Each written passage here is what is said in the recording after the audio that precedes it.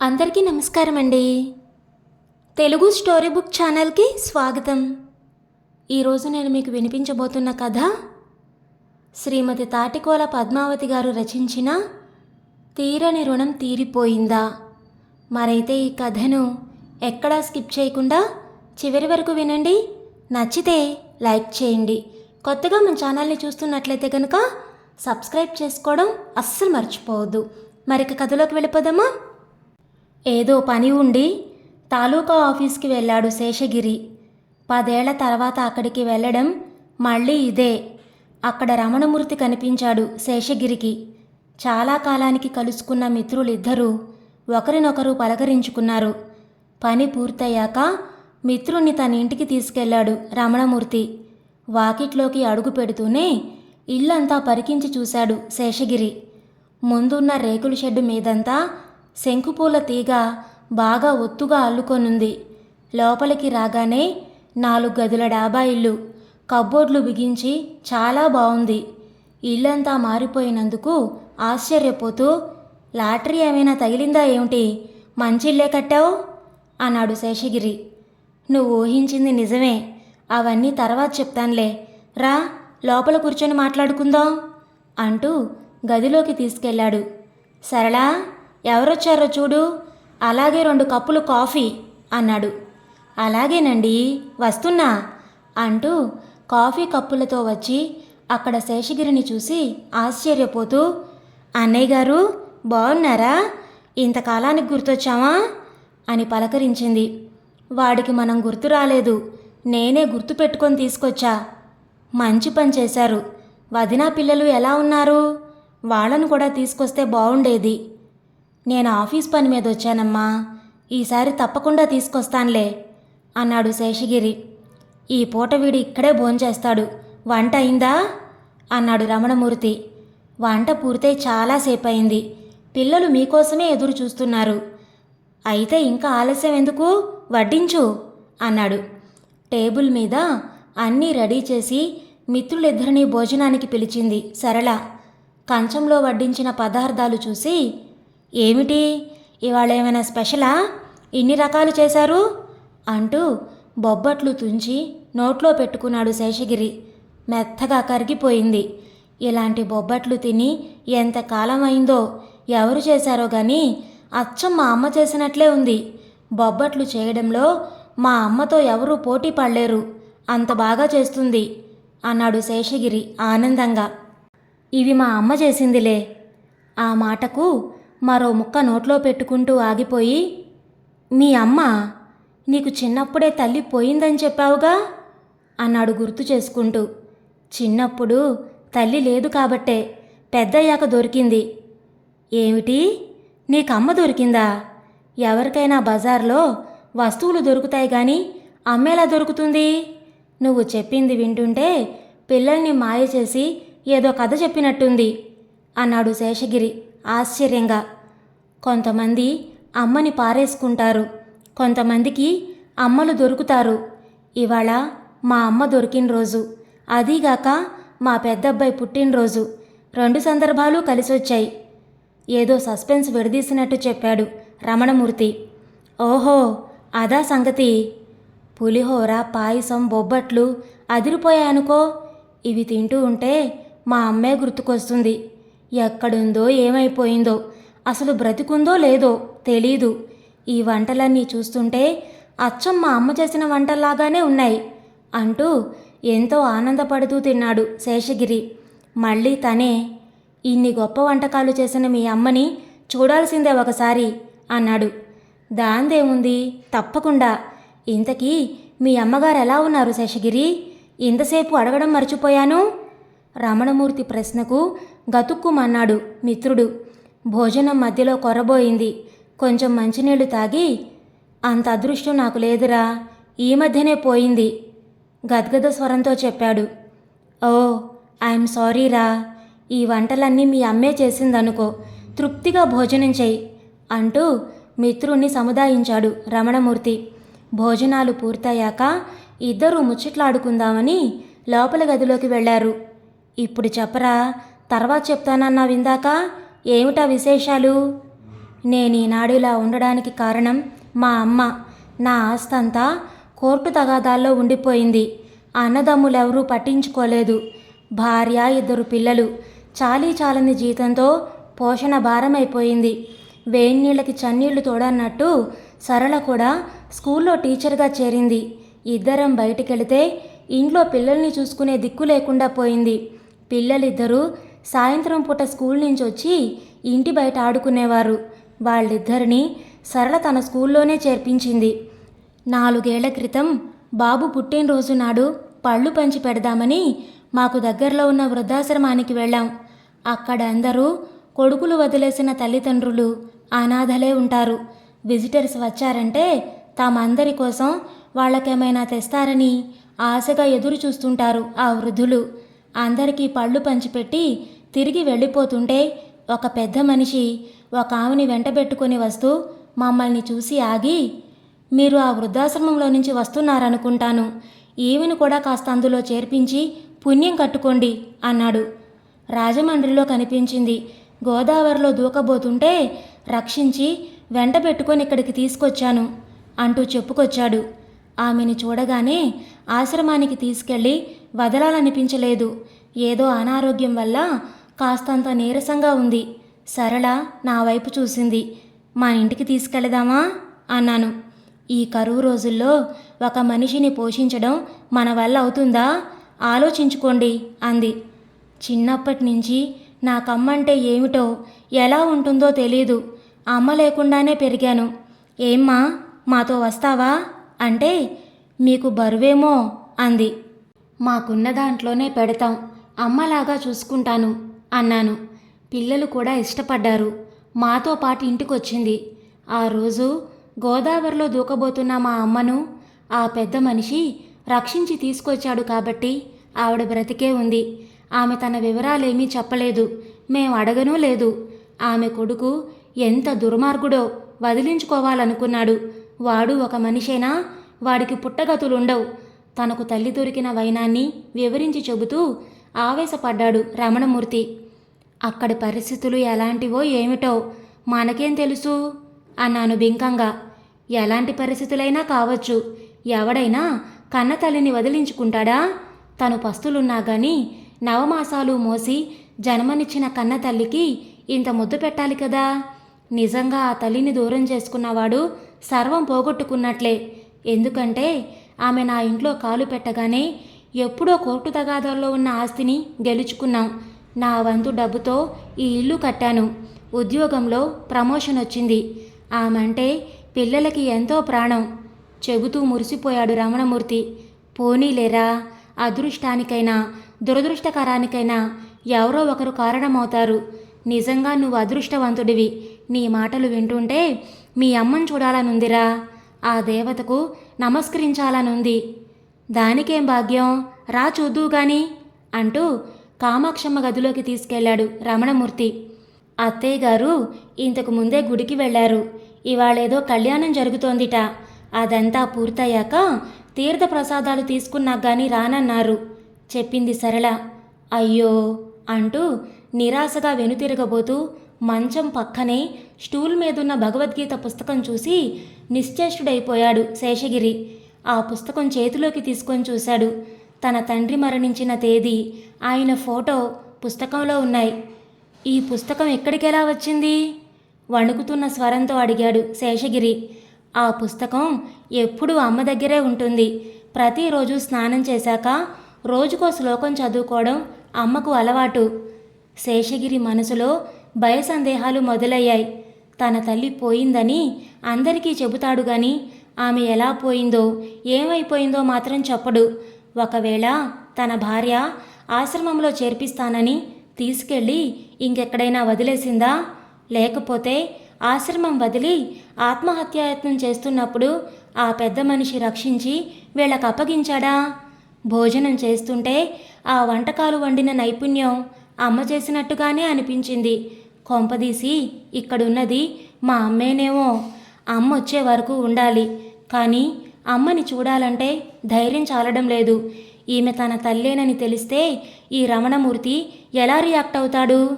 తనని పశువు కన్నా హీనంగా చూడు. స్నేహితుడి దృష్టిలో దుర్మార్గుణ్ణైపోతాను. ఆలోచనలతో సతమతమైపోతున్నాడు శేషగిరి. ఏమిటి ఆలోచిస్తున్నావు? అమ్మని చూడలేకపోయావనా? ఎలాగూ వచ్చావుగా, సాయంత్రం వరకు ఉండి అమ్మని చూసి వెళ్ళొచ్చు. లేదు లేదు, నాకు చాలా అర్జెంటు పనుంది, లేకపోతే ఉండేవాణ్ణే. మీ అమ్మ నీ దగ్గరే ఉంటుందిగా, మళ్ళీ వచ్చినప్పుడు తప్పకుండా చూస్తానులే అన్నాడు. ఆ భగవద్గీత పుస్తకం కలిగించిన కలవరపాటు శేషగిరిని అక్కడ ఒక్క క్షణం కూడా నిలవనీయకుండా చేసింది. వస్తాన్రా, సారీ, ఏమీ అనుకోకు అంటూ కంగారుగా బయటపడ్డాడు. దేవుడే లేడనే మనిషున్నాడు, అమ్మే లేడను వాడు అసలే లేడు. తల్లి ప్రేమ నొచ్చుకున్న కొడుకే కొడుకు, ఆ తల్లి సేవ చేసుకునే బ్రతుకే బ్రతుకు అంటూ తల్లి పాట రాసిన మహానుభావుడు దాశరథిని తలుచుకున్నాడు శేషగిరి. కృష్ణుణ్ణి తన కడుపున కనకపోయినా ఒక కన్న తల్లి కన్నా ఎక్కువగా ప్రేమించింది యశోద. కౌరవులు దుర్మార్గులైనా గాంధారి సహించింది. ఆ ఆలోచనలతోనే ఇంటికి చేరుకున్నాడు శేషగిరి. భార్య ఊరు వెళుతున్నట్లు ఫోన్ చేసి చెప్పింది. పిల్లల్ని కూడా తీసుకెళ్ళింది. ఒంటరితనం, నిశ్శబ్దం, మనసు బరువెక్కిపోయింది శేషగిరికి. ఒక్కచోట నిలబడలేక కూర్చోలేక పచారులు చేస్తున్నాడు. ఇన్నాళ్లకి కన్నతల్లి ఆచూకీ తెలిసింది. తల్లి బ్రతికే ఉందన్న నిజం తెలిసాక తనకు సంతోషమా, లేక తనకు అక్కర్లేదనుకొని వదిలించుకున్న ఆనందంలో తన తల్లిని మరొకరి తల్లిగా చూసి సహించలేనితనమా? ఇన్నాళ్ళు ఆశ్రమంలోనే ఉండి ఉంటుందనుకున్నాడు. లేకపోతే ఆ తర్వాత ఊహించడం కష్టంగా అనిపించింది. కొడుకైనా కూతురైనా ఆమెకు తనొక్కడే. శేషగిరి ఆత్మ దహించుకుపోతుంది. అంతరాత్మ అతన్ని నిలదీసి ప్రశ్నిస్తుంది. నిన్ను నీ పిల్లలు ఇలాగే చేస్తే ఎలా ఉంటుంది? తను భరించగలడా? బ్రతకగలడా? అందరు కొడుకులు తనలాగనే ఇలాగే చేస్తారా? చెయ్యరు. ఎందుకంటే వాళ్ళు మానవత్వం ఉన్నవాళ్ళు. తను మాత్రం అజ్ఞానంలో పడి కొట్టుకుపోతున్నాడు. భార్య మాటలకు తల వంచిన విధేయుడు. నిజం తెలిస్తే సమాజం తనని చేదరించుకుంటుంది, అసహ్యించుకుంటుంది. భార్య ఊరెళ్ళింది, కనీసం మంచినీళ్ళిచ్చే దిక్కు లేదు. అమ్ముంటే అదొక ఆనందం. తిన్నావా లేదా అని అమ్మ కడుపు తడిమి చూస్తుంది, భార్య జేబులు తడిమి చూస్తుంది అని పెద్దలు అనుభవం రంగరించి చెప్పారు. చిన్నప్పటి శ్రావణ్ కుమార్ కథ గుర్తుకొచ్చింది శేషగిరికి. తల్లిదండ్రుల్ని గంపల్లో కూర్చోబెట్టుకొని కావడిలో మోస్తూ పుణ్యక్షేత్రాలన్నీ తిరిగాడు. భార్యని పిల్లల్ని వెంటనే రమ్మని ఫోన్ చేశాడు శేషగిరి. ఎన్నడూ లేనిది వెంటనే ఎందుకు రమ్మంటున్నారు? ఒకవేళ ఆరోగ్యం బాగాలేదేమో అని పిల్లల్ని తీసుకొని ఇంటికి తిరిగొచ్చింది భార్య రాగిణి. 2 రోజుల్లోనే దిగాలు పడ్డాడు శేషగిరి. ముఖం పీక్కుపోయింది. లంకనాలు చేసిన మనిషిలా ఉన్నాడు. ఏమైందండి, ఎందుకలా ఉన్నారు? నేను ఊరు వెళ్ళిన రోజు కూడా బాగానే ఉన్నారుగా? ఆదుర్దాగా అడిగింది భార్య. నిన్నటికి ఈ రోజుకి తేడా ఉన్నట్లే నిన్న చూసిన దానికి ఇవాళ చూసిన దానికి తేడా ఉంటుందిగా. ఏమిటో కొత్తగా మాట్లాడుతున్నారు? కొత్త కొత్త విషయాలు తెలిస్తే మాటలు కూడా కొత్తగానే ఉంటాయి. భర్తలో ఏదో మార్పు గమనించింది రాగిణి. మా అమ్మని ఏ ఆశ్రమంలో చేర్పించావు? ఇప్పటికైనా నిజం చెప్పు గద్దించాడు శేషగిరి. ఇందులో అబద్ధమేముంది? నిజమే చెప్పాను. రాజమండ్రి ఆశ్రమంలో చేర్పించానని చెప్పానుగా. కాదు, నువ్వు నా దగ్గర ఏదో దాస్తున్నావు. నువ్వు అసలు ఆశ్రమానికే తీసుకెళ్ళలేదు. ఆశ్రమంలో చేర్పిస్తే అక్కడుండకి ఏమైపోతుంది? 4 ఏళ్ల తర్వాత మీ అమ్మ గుర్తుకొచ్చిందా? ఏమో, ఎక్కడుందో నాకేం తెలుసు? చేసిందంతా నువ్వే, నీకే తెలుసు. నువ్వు నిజం చెప్పకపోతే ఏం జరుగుతుందో నాకే తెలీదు. ఏంటి, బెదిరిస్తున్నారా? మీ అమ్మ కోసం నన్ను నిలదీస్తారా?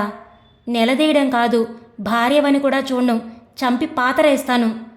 తర్వాత మీరు సుఖంగా ఉంటారనుకుంటున్నారా? ఇంకా సుఖం ఎక్కడా? ఇంట్లో నరకం సృష్టించావు. ఇంతకీ అమ్మ ఎక్కడుందో వెతకాలి.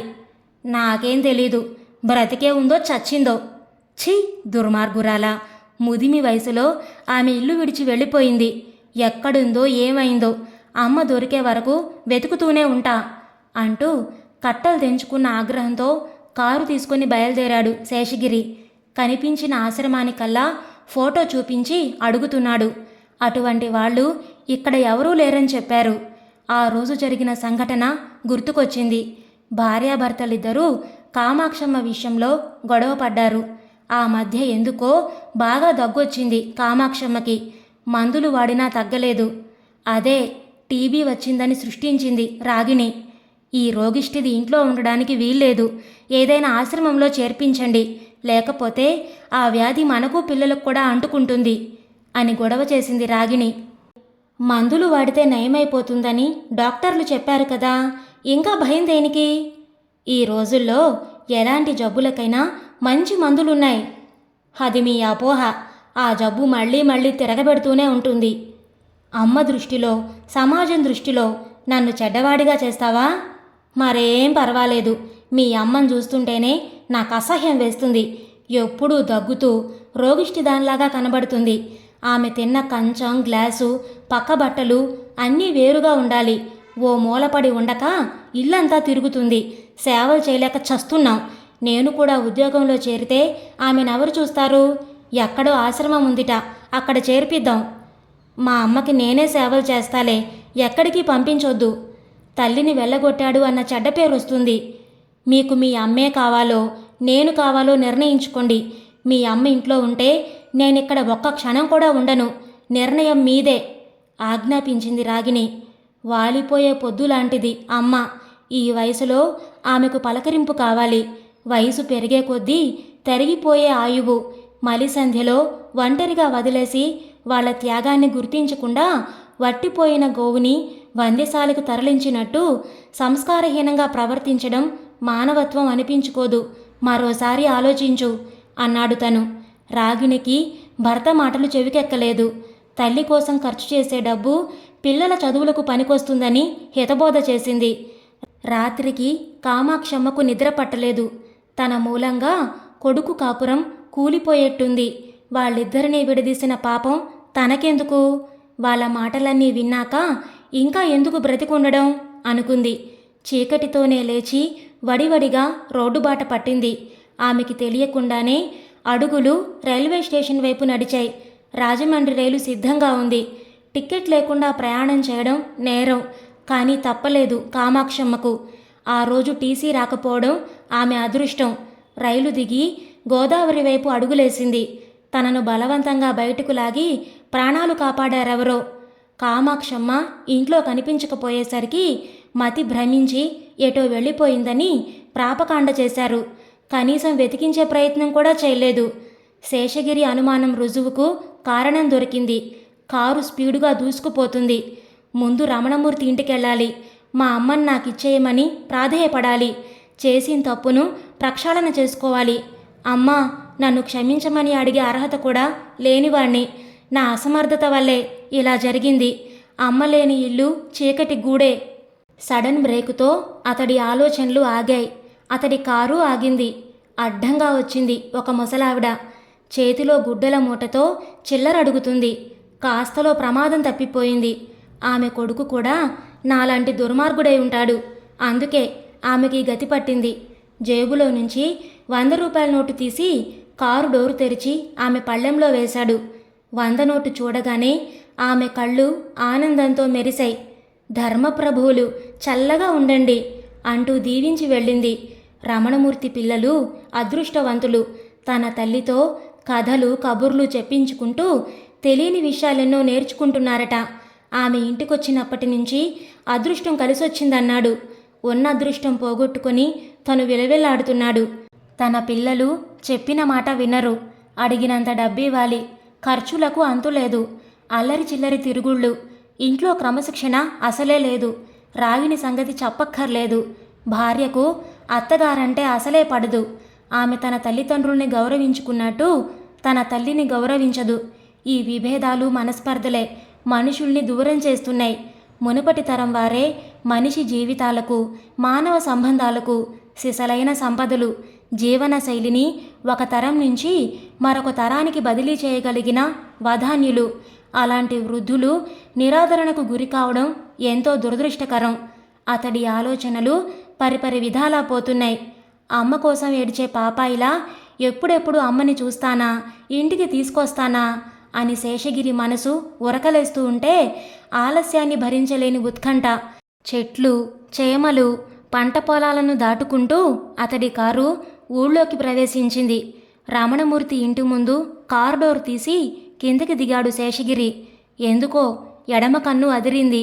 ఇంటివైపు చూడగానే కనిపించిన దృశ్యం మనసు కీడు శంకించింది. ఇంటి ముందు జనం గుంపులు కట్టున్నారు. అందర్నీ తోసుకుంటూ ముందుకు వెళ్ళాడు. ఇంకేముంది, రమణమూర్తి భార్య పిల్లలు తన తల్లి శవం ముందు కూర్చొని ఏడుస్తున్నారు. ఎక్కడి నుంచి వచ్చిందో మహాతల్లి, ఇక్కడ రుణం తీర్చుకొని వెళ్ళిపోయింది, అదృష్టవంతురాలు అంటున్నారు. శేషగిరిని చూడగానే, సమయానికి వచ్చావు, అమ్మని ఆఖరిసారిగా చూడు. ఆ రోజు నువ్వు చూడాలనుకుంటే అమ్మ నీకు కనిపించలేదు. ఈరోజు అమ్మకి నువ్వు కనిపించవు. చూసావా ఈ విచిత్రం ఎలా ఉందో? అమ్మ నన్ను అన్యాయం చేసి వెళ్ళిపోయింది అంటూ శేషగిరిని పట్టుకొని భోరుమన్నాడు రమణమూర్తి. అమ్మ చనిపోయిందా? నోట్లో నుంచి మాటలు రావడం లేదు. గుండె నిండా దుఃఖం, గొంతు నిండా దుఃఖం. అమ్మా, ఎందుకు తొందరపడ్డావు? నిన్ను మన ఇంటికి తీసుకెళ్లాలని వచ్చాను. నాతో రావడం ఇష్టం లేక పైలోకానికి వెళ్ళిపోయావా? ఈ దుర్మార్గుణ్ణి క్షమించలేవా అంటూ తల బాదుకొని తల్లి శవం మీద పడి కుళ్ళి కుళ్ళి రోధించాడు శేషగిరి. ఊరుకోరా, అమ్మతో అనుబంధం ఎంతవరకు ప్రాప్తమో అంతవరకే. అమ్మంటే ఏమిటో తెలిపి ప్రేమని పంచింది. ఇంతలోనే ఆ విధికి కన్ను కుట్టింది. అమ్మని కాశీ తీసుకువెళ్లాలని ట్రైన్కి టిక్కెట్లు కూడా బుక్ చేయించాను. ఇంతలో ఈ ఘోరం జరిగిపోయింది. కాలం మమ్మల్ని కలిపినట్లే కలిపి విడదీసింది. అమ్మలేని ఇల్లు బోసిపోయినట్లుగా ఈ లోకం కూడా చీకటిగా ఉంది అన్నాడు. ఆఖరి పయనానికి అంత్యక్రియలు ఏర్పాటు చేశారు. ఎలాగైనా అమ్మని ఇంటికి తీసుకెళ్లాలని వస్తే కాటికి మోసే పరిస్థితి వచ్చింది. మీ అమ్మని మోసే అదృష్టం నాకు ఇవ్వరా? అమ్మ రుణం ఇలాగైనా తీర్చుకుంటాను, కాదనకు అంటూ రమణమూర్తి చేతులు పట్టుకున్నాడు శేషగిరి. అమ్మ అందరికీ అమ్మే. అమ్మని కడసారి సాగనంపే అదృష్టం మనిద్దరికీ దక్కింది. ఇదిగో డబ్బు, కావలసినవన్నీ ఏర్పాటు చేయి అంటూ శేషగిరి జేబులో నుంచి 50,000 తీసిచ్చాడు. వద్దురా, అమ్మకి నా డబ్బే ఖర్చు పెడతాను. అమ్మ రుణం నేనే తీర్చుకోవాలి అన్నాడు రమణమూర్తి. అమ్మ నా దగ్గరుంటే నేనే రుణం తీర్చుకోవాలి. నీకు దొరికింది కాబట్టి నువ్వు అదృష్టవంతుడివి. నాకు అదృష్టం కావాలి. ఇద్దరం కలిసే రుణం తీర్చుకుందామని ఘనంగా వీడ్కోలు పలికి మహాప్రస్థానానికి మోసుకెళ్లారు. కన్నతల్లి శవాన్ని భుజానికెత్తుకున్నాడు శేషగిరి. చితి మంటల చిటపటల్లో కాలిపోయింది అమ్మ దేహం. అమ్మా అని అరచిన ఆలకించవేమమ్మ, ఆవేదన తీరు రోజు ఈ జన్మకి లేదా? పాట గొంతు దాటి పైకి రాలేదు. పంచుకున్న మమకారం ఒకరిది, తెంచుకున్న అనుబంధం మరొకరిది. రెండిటి మధ్య ఇమడలేక ఈ లోకమే విడిచిపోయినందుకు తీరని రుణం తీర్చుకున్నారిద్దరు. అమ్మలేని జన్మ ఎందుకంటూ వృద్ధాశ్రమం వైపు కారు పోనిచ్చాడు శేషగిరి. అక్కడ అమ్మలాంటి వారు ఎవరైనా దొరుకుతారేమోనని. ఇదండి ఈరోజు కథ. ఈ కథని గురించిన మీ విలువైన అభిప్రాయాలను కామెంట్స్లో తప్పకుండా తెలియచేయండి. ఇంత మంచి కథను మనకు అందించిన శ్రీమతి తాటికోల పద్మావతి గారికి మనందరి తరపు నుంచి ధన్యవాదాలు తెలియచేసుకుంటున్నానండి. మరి ఈ కథ మీకు నచ్చిందా? నచ్చితే లైక్ చేయండి, షేర్ చేయండి. అలాగే కొత్తగా మన ఛానల్ని చూస్తున్నట్లయితే కనుక సబ్స్క్రైబ్ చేసుకోవడం ద్వారా ఇలాంటి మరెన్నో మంచి మంచి కథలను మన ఛానల్ ద్వారా వినవచ్చు. మళ్ళీ రేపు మరొక మంచి కథతో మీ ముందుకు వస్తాను. అంతవరకు ఉంటానండి.